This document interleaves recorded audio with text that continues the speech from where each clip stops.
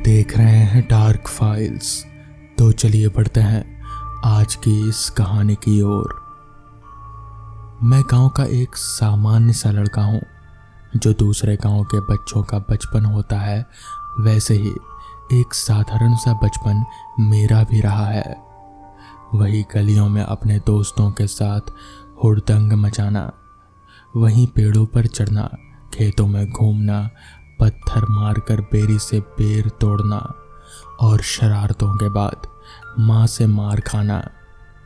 ऐसे ही रहा है मेरा बचपन में हम जब खेलने बाहर जाया करते थे तो हमें कुछ हिदायतें दी जाती थी कि ये मत करना, वो मत करना, और खासकर उस पेड़ के पास तो बिल्कुल भी मत जाना। दरअसल हमारे गांव के बाहर एक पुराना बरगद का पेड़ है जो कई सालों से वहां खड़ा है। सभी गांव के लोग उसे एक श्रापित या भूतिया पेड़ मानते हैं। लोगों का कहना है कि इस पेड़ के पास जो भी जाता है उसके साथ बहुत बुरा होता है। वो कहते हैं जिन लोगों ने जानबूझकर या अनजाने में उस पेड़ के पास जाने की कोशिश की, उनके साथ कुछ ना कुछ बहुत ही बुरी दुर्घटना ज़रूर हो जाती है। इसी वजह से उनके पास जाने से मना किया जाता था। कई साल पहले ही लोगों ने उस ओर जाना बंद कर दिया था, तो अब उस पेड़ के चारों ओर बड़ी बड़ी झाड़ियाँ उगाई थी, लेकिन कभी वहीं किसी गांव के आने जाने का मेन रास्ता हुआ करता था। दरअसल वो पेड़ चौराहे पर था, लेकिन जब से भूतिया घटनाओं ने उस पेड़ को जकड़ा है और वहाँ भूतिया घटना होने लगी, तब से लोगों ने उस रास्ते का प्रयोग करना बंद कर दिया, जिस वजह से आज वो पेड़ एक सुनसान और वीराने में खड़ा है, जिसके पास जाने की हिम्मत कोई नहीं करता। लेकिन हम शायद ये बात भूल गए थे। मैं अपने और अपने दोस्त की बात कर रहा हूँ। दरअसल सुनील शहर में रहता है, जो कि मेरा बहुत ही अच्छा दोस्त है। हमारी मुलाकात कॉलेज के दौरान हुई थी। कॉलेज खत्म होने के बाद कभी मैं तो कभी वो मुझसे गांव मिलने आ जाया करता था। उसे गांव का माहौल काफ़ी पसंद है, क्योंकि उसे यहाँ बहुत ही सुकून मिलता है। तो ऐसे ही एक दिन वो आया हुआ था। हमने दिन में खूब एंजॉय किया और रात का खाना खत्म करने के बाद सुनील का मन हुआ कि चलो बाहर घूम कर आते हैं। मुझे उसका आइडिया अच्छा लगा, तो मैंने भी हामी भर दी और लगभग रात के 8 बजे तक हम लोग घर से बाहर निकल गए सैर के लिए। हम दोनों उस मौसम में मस्त चलती ठंडी हवा के झोंकों का आनंद ले रहे थे। सुनील अपनी लाइफ में क्या चल रहा है वो सब बता रहा था, ताकि मैं उसे कोई एडवाइस दे सकूं, लेकिन मुझे कुछ भी समझ नहीं आ रहा था कि मैं क्या कहूं, क्योंकि मुझे दुनियादारी की ज़्यादा समझ नहीं थी। तो मैंने बस यही कहा कि सब कुछ ठीक हो जाएगा, भगवान पर भरोसा रखो।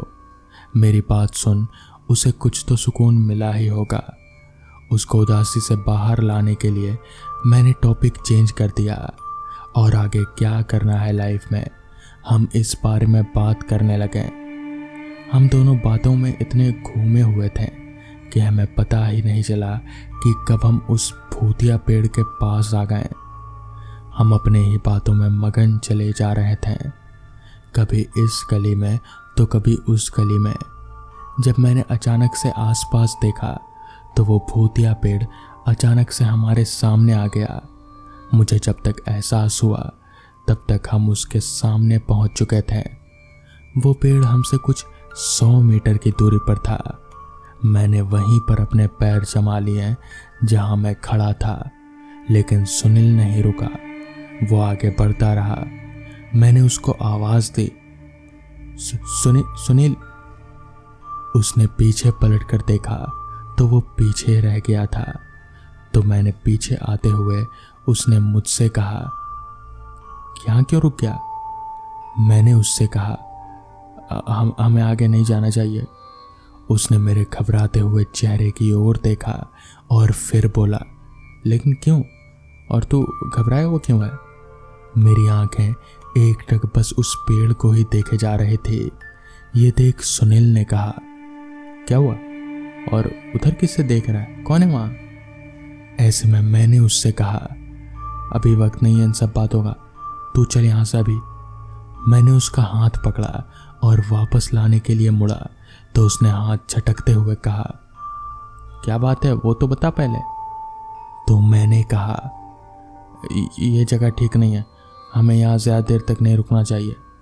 लेकिन सुनील को तो मेरी बात समझ ही नहीं आ रहे थे कि मुझे क्या हुआ है, मैं अचानक इतना अजीब बिहेव क्यों कर रहा हूँ। तभी वो बोला, पहले बता क्या हुआ। तो मैंने उसे समझाने की कोशिश की। वो जो बरगद का पेड़ दिख रहा है ना, हमें उसके पास नहीं जाना। उसके पास जाना सख्त मना है। लोगों का मानना है कि उस पेड़ पर भूत प्रेत हो सकते हैं, हमें नहीं जाना चाहिए, चल यहाँ से।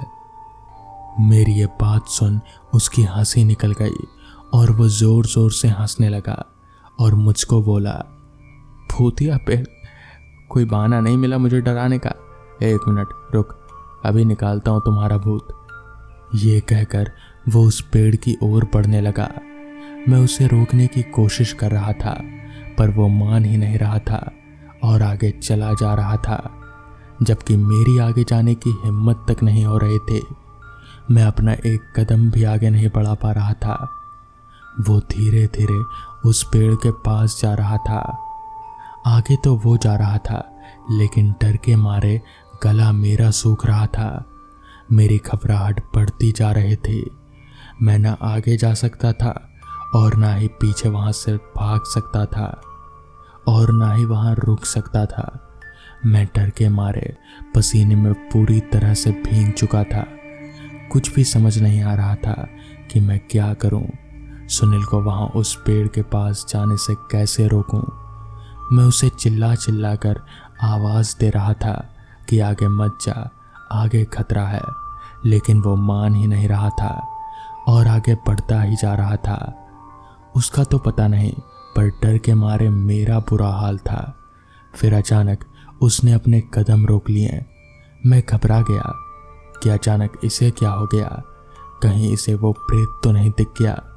फिर अचानक वो पलटा और जोर से हंसने लगा और मुझसे बोला, आजा, यहाँ कुछ भी नहीं है, कोई प्रेत भूत नहीं है, आजा। ये देख कि वो उस पेड़ के बहुत ही करीब है और उसे कुछ भी नहीं हो रहा तो मुझे भी थोड़ी हिम्मत मिली और मैंने भी आगे बढ़ने का फैसला किया। और जैसे ही मैंने अपने कदम आगे बढ़ाने के लिए उठाया, वैसे ही कुछ ऐसा हुआ कि मेरी रूह कांप गई। एक जोरदार चीख उस खौफनाक मंजर में गूंज उठी, जिसकी गूंज से हजारों चमगादड़ बरगद के पेड़ से निकलकर उड़ने लगे। वो संख्या में इतने ज्यादा थे कि एक बार को तो पूरा आसमान उन्होंने ही ढक लिया। वो चीखते चिल्लाते हमारे ऊपर मंडरा रहे थे। वो चमगादड़ उस बरगद के पेड़ के चारों ओर चक्कर काट रहे थे। ये देख सुनील की तो हालत खराब हो गई और वो वापस उल्टे पैर भाग आया और मेरे पास आकर घबराते हुए बोला, यार चल यहाँ से, यहाँ सच में कुछ गड़बड़ है। उसकी बात सुनते ही मैंने घर की ओर मुंह किया और जैसे ही हम आगे चलने लगे वैसे ही हमारे कानों में एक आवाज़ गूंजी, रुको, कहाँ जा रहे हो, हमारे पास तो आओ, हम कुछ नहीं करेंगे। ये सुनते ही हम दोनों की सांसें अटक गई, हाथ पैर ठंडे पड़ने लगे और गला भी सूखने लगा। डर के मारे पूरे शरीर में कंपन हो रही थी। हमने एक दूसरे की ओर देखा और धीरे से पीछे की ओर मुड़े। हमारे सामने दो सफ़ेद रंग की परछाई उस पेड़ पर झूल रहे थे। ये देख हमारी आंखें फटी की फटी रह गईं। हम वहाँ पर जड़ बन गए थे, वहाँ से हिलने की हिम्मत नहीं थी। फिर एक बार हमें वही कर्कश आवाज़ सुनाई दी, आओ, वहाँ क्यों खड़े हो, हमारे पास आओ, कोई नुकसान नहीं पहुँचाएंगे तुम्हें। ये सुनते ही हम दोनों बुरी तरह से डर गए और मन ही मन भगवान का नाम जापने लगे। वो उनके नाम की ही शक्ति थी कि हमें हिम्मत मिली और हम वहाँ से मुड़े और फिर भागें। पीछे मुड़कर देखने की सवाल ही पैदा नहीं होता। हम बस भागते ही जा रहे थे। हमने सीधे घर पहुंचकर राहत की सांस ली। ऐसा लग रहा था जैसे दिल सीना चीर कर बाहर आ जाएगा। कुछ देर हाँफते रहे, पसीने से लथपथ एक दूसरे को ही देखे जा रहे थे। आज तो बाल बाल बच गए, मैंने सुनील से कहा तो सुनील बोला, मुझे लगा था कि तुम मजाक कर रहा है। मुझे क्या पता था कि वहाँ सच में कोई प्रेत है। इस पर मैं बोला, एक नहीं बल्कि 2 प्रेत है वहाँ। इस पर सुनील ने हैरानी के साथ पूछा, मतलब? हम घर के अंदर आ गए और बाहर आंगन में रखी चारपाई पर बैठ गए। सुनील के मन में उस पेड़ के पीछे की सच्चाई जानने की जिज्ञासा बढ़ती ही जा रही थी, तो वो पूछने लगा कि आखिर उस पेड़ का राज क्या है। तो फिर मैंने उसे बताया, ये पेड़ कई सालों से वहाँ खड़ा हुआ है। गांव वालों का मानना है कि उस पेड़ के पास जाने पर उस पेड़ पर रहने वाले प्रेत हम पर हमला कर सकते हैं और हमें परेशान करने के साथ साथ हमें नुकसान भी पहुंचा सकते हैं। गांव में कई लोग उस पेड़ का शिकार हो चुके हैं। शुरू में गांव के लोग उस पेड़ के शिकार ज़्यादा होते थे, क्योंकि उस वक्त तक उन्हें पता नहीं होता था कि इस पेड़ पर कुछ ऐसा है। पहले वहाँ से गांव आने जाने का मेन रास्ता हुआ करता था, जिस वजह से लोगों को मजबूरन वहाँ से गुजरना पड़ता। लेकिन जैसे जैसे गांव में अजीब चीज़ें शुरू होने लगी तो लोगों ने वहाँ से गुजरना बंद कर दिया। उन्हें डर लगने लगा कि कहीं वो प्रेत उन पर हमला न कर दे। जो भी उस पेड़ की चपेट में आता, वो लोग अचानक से बीमार हो जाते हैं, पागलों जैसी हरकतें करने लगते हैं। अब एक प्रेत उस पेड़ पर पहुंचा कैसे, ये तो कोई नहीं जानता, मगर अब जो है वो है और उस पेड़ के पास आज तक कोई नहीं जाता। तो दोस्तों, ये थी आज की पहली कहानी। तो चलिए बढ़ते हैं आज की दूसरी कहानी की ओर। ऑटो से उतरने के बाद मैं भागता हुआ स्टेशन में दाखिल हुआ। सीढ़ियां चढ़कर उतरकर जब तक मैं प्लेटफॉर्म नंबर 4 पर पहुंचा, तब तक मेरी ट्रेन आधा प्लेटफॉर्म छोड़ चुकी थी। मैंने दौड़कर ट्रेन पकड़ने की एक आखिरी कोशिश भी की, मगर उसका कोई फायदा नहीं हुआ। अब मेरे पास सिवाय यहाँ पर रात गुजारने के और कोई चारा नहीं था, क्योंकि मेरे घर की तरफ जाने वाली ये आखिरी ट्रेन थी। थका हारा मैं प्लेटफॉर्म में लगी एक बेंच पर बैठ गया और जोर जोर से हाँफने लगा। तब रात के 8:30 बज रहे थे और ठंड का आलम तो ये था कि मेरे हाँफते वक्त मुंह से धुआं निकल रहा था। अब मैं इस सोच में पड़ गया कि आगे क्या करूंगा। दरअसल मैं यहाँ यानी इस पतालपुर गांव में किसी काम के सिलसिले से आया था। काम निपटाते निपटाते रात हो गई और अभी कुछ देर पहले आखिरी ट्रेन भी छूट गई। एक बार को तो मैंने सोचा यहीं इसी बेंच पर लेटकर किसी तरह से रात कटा देता हूं, मगर तभी एक तेज ठंडी हवा के झोंके ने मुझे ये एहसास करवा दिया कि मैं ऐसा नहीं कर सकता। और तो और वो स्टेशन इतना छोटा था कि उसमें कोई वेटिंग रूम भी नहीं था। ये तो पक्का था कि मैं स्टेशन में नहीं रुकने वाला। लिहाजा मैं स्टेशन से बाहर निकलकर आसपास कुछ ढूंढने लगा, कोई ऐसी जगह जहां मैं रात भर बिना किसी तकलीफ के सो सकूं। मगर मेरे आसपास मुझे खाली रास्ता और बंद दुकानें ही नजर आ रही थी। कोहरे ने चारों तरफ अपना पैर जमाना शुरू कर दिया था। अभी मैं आगे के बारे में सोच ही रहा था कि तभी मुझे मेरे कंधों पर पीछे की तरफ से किसी का ठंडा हाथ महसूस हुआ। मैं चौंकते हुए तुरंत पीछे पलटा तो पाया कि ठीक मेरे पीछे मेरी ही उम्र का एक आदमी खड़ा है। इससे पहले कि मैं कुछ बोलता, उस आदमी ने ही कहा, यहाँ कोई होटल नहीं मिलेगा। उस आदमी के मुंह से ये सुनकर मैं काफी हैरान हुआ कि आखिर इस आदमी को पता कैसे चल गया कि मैं होटल ढूंढ रहा हूं। खैर, मैंने उस आदमी से कहा, हाँ, पर आपको कैसे पता चला कि मैं होटल खोज रहा हूं? इस पर वो आदमी बोला, मुझे सब पता चल जाता है। हालांकि होटल तो नहीं, पर एक जगह है जहां आप रात गुजार सकते हैं। मैं आपको ले चलता हूं उस जगह पर। चूंकि उस वक्त मेरे पास दूसरा कोई चारा नहीं था, इसलिए मैं उस आदमी के साथ चलने को तैयार हो गया। जिसके बाद वो आदमी मुझे एक रास्ते पर कहीं ले जाने लगा। वो रास्ता मेरे लिए बिल्कुल अनजान था। रास्ते के अगल बगल सिर्फ घने लंबे पेड़ और जंगल ही नजर आ रहे थे। बाकी ना तो कोई घर था और ना ही कोई दुकान। फिलहाल किसी भी तरह से ऐसा तो नहीं लग रहा था कि उस तरफ कोई होटल होगा भी, मगर मैं उस वक्त लाचार था, इसलिए उस आदमी के पीछे पीछे चलता रहा।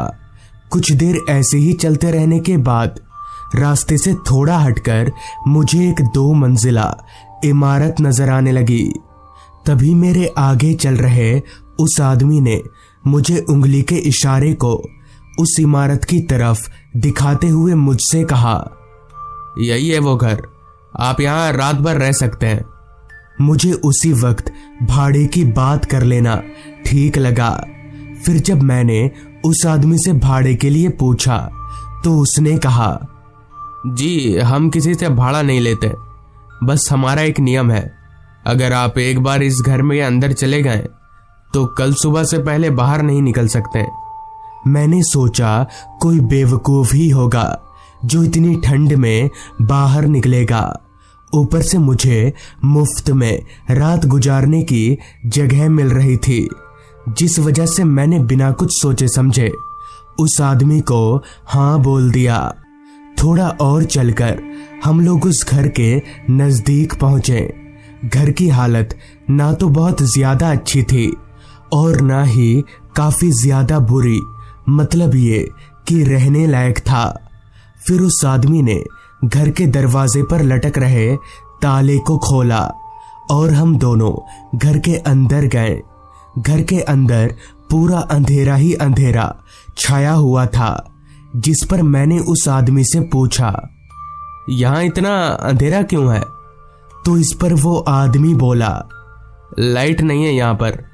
खैर, जैसे तैसे वो आदमी मुझे एक कमरे में ले गया और बोला, आप आराम से यहाँ पर सो जाइए, मैं बाहर ही बैठा हूँ। अगर कोई दिक्कत हो तो मुझे एक बार आवाज लगा दीजिएगा। इतना बोलकर वो आदमी उस कमरे से बाहर चला गया। उसके जाते ही मैंने दरवाजा बंद किया और चुपचाप कमरे में लगी पलंग पर जाकर लेट गया। तभी मैंने एक अजीब बात नोटिस की।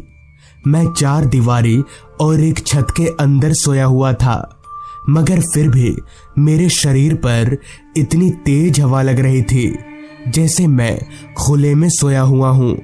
लेकिन ऐसा क्यों हो रहा था? कमरे में जो एक खिड़की थी वो पहले से ही बंद थी। दरवाजा भी मैं बंद करके सोया था। खैर, पलंग के एक ओर पड़ी रजाई को उठाकर मैंने अपने मुंह तक ओढ़ लिया। तब कहीं जाकर मुझे थोड़ी गर्मी आई, मगर नींद उसका अभी तक कोई अता पता नहीं था। बहुत देर तक रजाई के अंदर होने की वजह से मुझे घुटन सी होने लगी, इसलिए मैंने अपना सिर बाहर निकाल लिया। तो जैसे ही मैंने अपना सिर बाहर निकाला, तभी मेरी नजर मेरे सर के ऊपर एक बहुत ही घने पेड़ पर गई। मैंने तुरंत अपने आसपास देखा तो मैं दंग रह गया। क्योंकि अब मैं किसी कमरे में नहीं बल्कि खुले आसमान के नीचे सोया हुआ था। तभी मैंने महसूस किया कि मैं किसी पलंग पर नहीं बल्कि एक मिट्टी के टीले पर लेटा हुआ हूं। मैं तुरंत उठकर खड़ा हुआ। मुझे अपनी आंखों पर विश्वास नहीं हो रहा था, इसलिए मैं आंख मीचने लगा। और जब आंख मीचकर जैसे ही दोबारा आंख खोला तो मेरी हैरानगी की कोई सीमा ना रही, क्योंकि मैं उसी कमरे में था। सब कुछ पहले जैसा नॉर्मल हो चुका था, मगर मैं इतना तो समझ ही गया था कि यहाँ कुछ सही नहीं है। लिहाजा मैं उस कमरे का दरवाजा खोलकर बाहर निकला और हॉल में आकर उस आदमी को ढूंढने लगा जो मुझे यहाँ लेकर आया था। मगर मुझे वो आदमी हॉल में कहीं पर भी नजर नहीं आ रहा था। अब मुझे पूरा यकीन हो चुका था कि जरूर दाल में कुछ काला है, जिस वजह से मुझे उसी वक्त वहां से निकल जाना ही बेहतर लगा और मैं वापस अपने कमरे में सामान लाने चला गया।